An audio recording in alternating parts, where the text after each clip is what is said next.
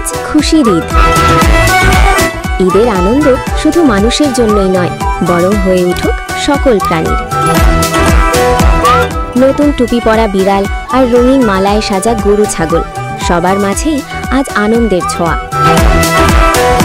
কিন্তু জানালার ওপাশে ক্ষুধার্ত কুকুরটিকে দেখে বিড়ালটি থমকে গেল। সে বুঝল, একা খাওয়ার নাম ঈদ নয়, বরং নিজের ভাগ থেকে অন্যকে খাওয়ানোই আসল সুখ। মুহূর্তেই সবাই মিলে তাদের সেমাই আর খাবারগুলো ভাগ করে নিল সেই নতুন বন্ধুর সাথে।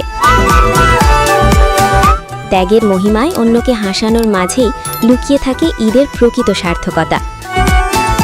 আমাদের সবার ঈদ হোক এমনই মায়ার আর ভাগ করে নেওয়ার। পশুদের পক্ষ থেকে আপনাদের সবাইকে ঈদ মোবারক।